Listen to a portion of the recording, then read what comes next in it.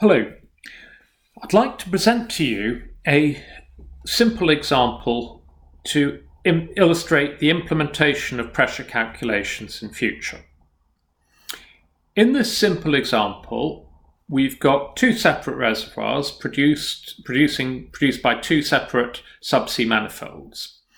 And then we've got an option to either produce them through a single pipeline to a production platform, or we've got the option of putting in a second pipeline and thus reducing the back pressures. And so I'd like to illustrate the calculation of the resultant profiles taking into account these pressures. So this has been set up. We've got our two forecasts, both with one with one pipeline and one with two pipelines. And we've got the resultant production profile. Not surprisingly, with two pipelines here, we've got less back pressure and higher production rates and hence acceleration.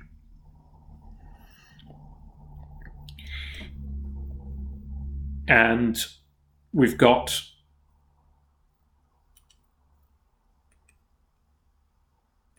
that's with an arrival pressure at the platform of 800 psi, and then pressure losses over the pipeline of something of the order of 300 or up to 500 psi, and then going further back to the wells, we've got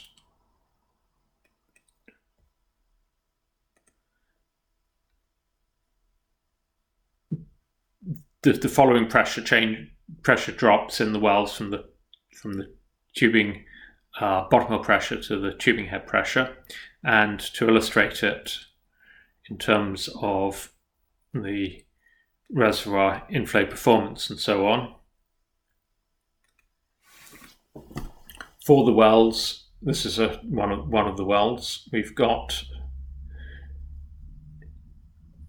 for the different fluids, here we've got in the initial conditions, we've got, the blue is the reservoir inflow performance, the green is the linearization, the red is the tubing performance, and then hence the resultant flow rate is that. And then future calculates during the time stepping the resultant, the drop in reservoir pressure, the changes in pipeline back pressures and so on. And it creates a whole series of solutions as the time steps through. You see the date here. Until eventually, at the end of the run, we're almost at the point of the well dying. So, to quickly illustrate what's involved in setting that up, the first thing to do is to specify the calculation of reservoir pressures. And so within future, there are two options. You can either have a simple material balance within future, or you can supply an external table of reservoir pressures, and then future looks that up in terms of cumulative gas or cumulative oil. In this particular example, we're using the material balance, and that's based on the simple properties here, with assumptions, for example, that oil formation volume factor below bubble point is a linear function of pressure.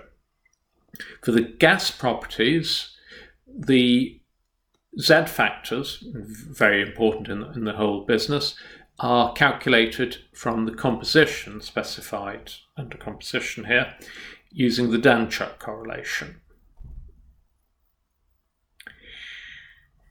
With those properties and with the production at start of forecast from history, although there's nothing in this particular model, and then with the production during the course of Future can calculate the pressures, and these are illustrated for the reservoir. Sorry, this is the wrong one. Yes, here. The reservoir pressures are illustrated here with the decline from production and the steeper decline with the two pipeline options with the higher rates. For the wells, the use of pressure calculations is specified under the Constraints Abandonment tab. And so typically you're going to be using these pressure calculations for gas wells, and so usually you would use the pseudo-pressure inflow equation with A and F factors as described in DAKE. There's a utility under here for convert. If your reservoir inflow performance is, if you've got it in terms of pressure squared or CNN factors, then Future can carry out the appropriate conversion. But you should note that to use that, you need to have supplied the reservoir composition, because Future uses the Z factors for this conversion.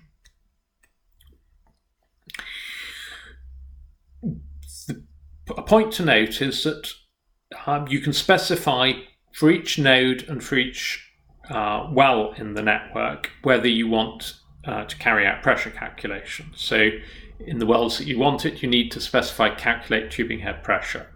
You can specify limits here, although more normally you take them from the back pressures from the parent node and so on. The option of displaying the reservoir inflow performance and tubing performance curves, that's controlled by this option here, report flow pressure relationship. Now, and very importantly, the tubing performance is supplied by importing lift curves in Eclipse VFP prod format, and then by pointing to the so loading them into the database and then selecting from those loaded things for a particular well. And with that, as we illustrated before, Future calculates the pressure losses going from the reservoir to the bottom hole of the well, and then from up the tubing. And it also can illustrate it with the flow pressure relationship charts that I was showing earlier. So we saw it with the one pipeline going through to time, and then with the two pipeline we'll see the same process getting even closer to this point of loss of the well dying.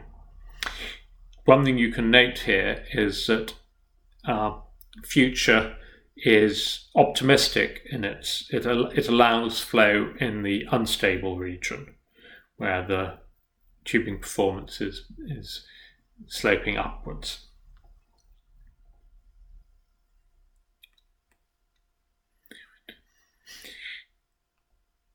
Then moving on from the well, for each node you can specify again whether you're calculating pressures and then any pressure constraints and so on. And you can specify for each well, you can specify the pressure change between it and its parent node can either be from a VFP table here, or you can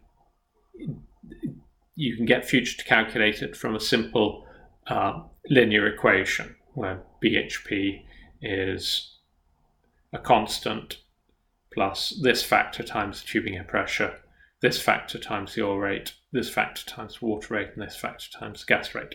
Here, these are set so that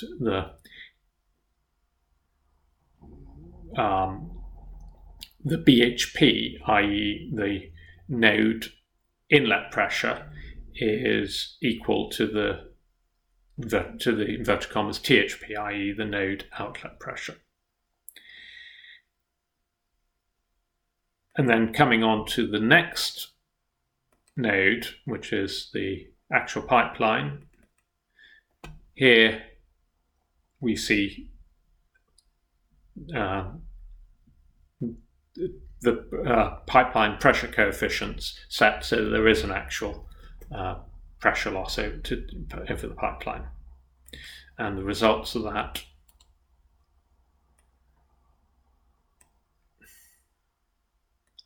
are a pressure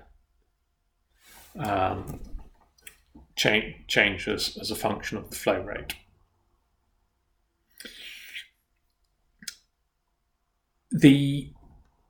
To illustrate the calculation and the speed of it, I'll quickly run this for you with I believe, yes, monthly time steps. And so we'll run it for 20 years. And it takes a few seconds. Now, one final point to note is that it's important when running pressure calculations to view the session log, which reports information about the number of iterations and on occasion there can be calculation problems, but if so, they'll be reported here, and they may require some diagnosis and perhaps some adjustment of the lift curves to achieve proper convergence.